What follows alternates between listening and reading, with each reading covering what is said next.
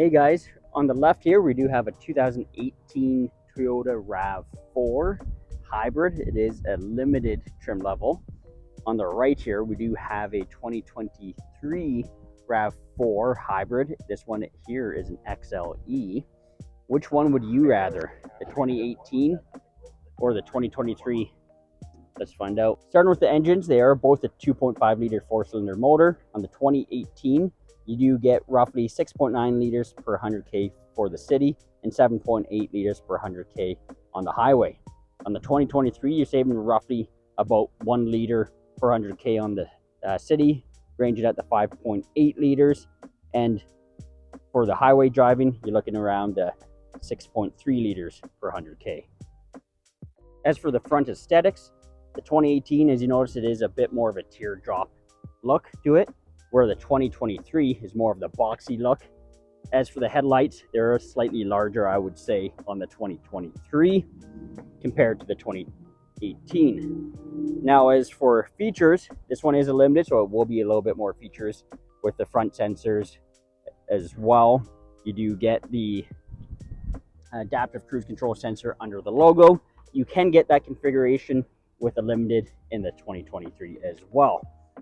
Now, as the 2023, from the side profile, you can tell a lot more boxier than the teardrop of the 2018. As for space-wise, let's go take a look on the inside. Sure, before we go on the inside, let's take a look on the outside of the rear. This is the 2018, as you can tell, very slender. Similar, if you will, with the actual 2023. They both get that lip spoiler that's located right above the window. This one's just a little bit more apparent, as you can tell through there. As for the tail lights, very similar as well. They do seem a little bit more aggressive throughout the 2023. Clearance wise, it's a little bit higher on the 2023 versus the 2018. But let's go check out the cargo space. In the back of the 2018, you get some good cargo space, 60-40 split with the rear seats.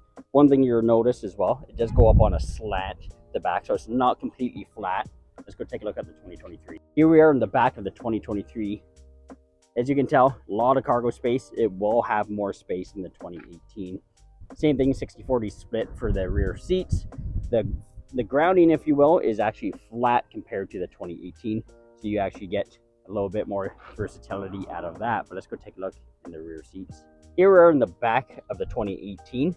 As you can tell, you get good amount of leg room as well, good amount of head space. You do benefit from a nice armrest with cup holders throughout there. So overall, very good amount of space for the passengers. In the back of the 2023, you know, it's very similar. You do get the armrest with cup holders.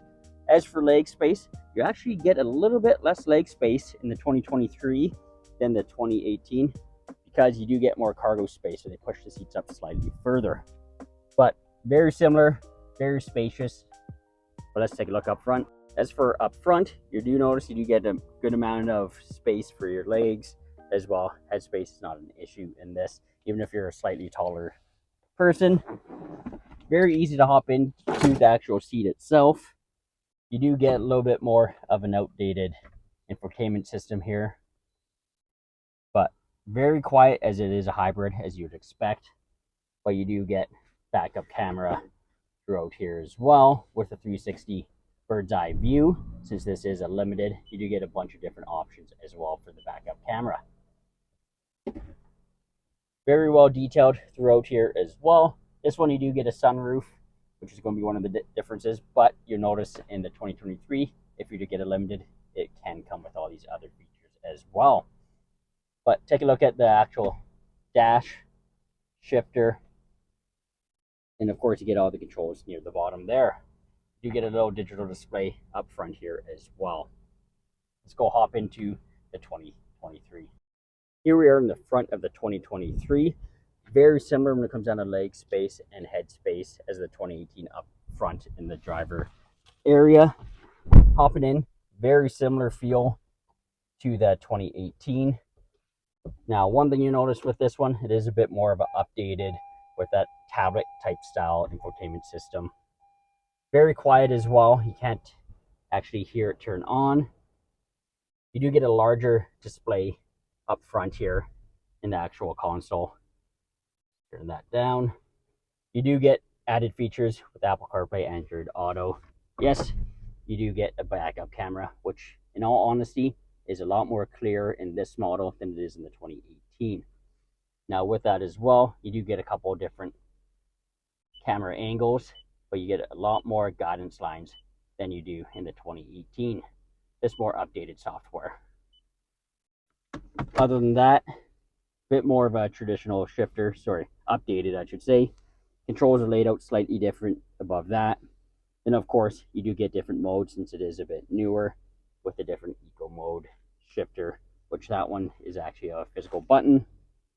Different dedicated EV modes. But yeah, this has been a quick this or that video of a 2023 Toyota RAV4 versus a 2018 Toyota RAV4, both hybrids. What would you rather? The newer body style of the 2023 or the older body style of the 2018? Let me know down in the comments.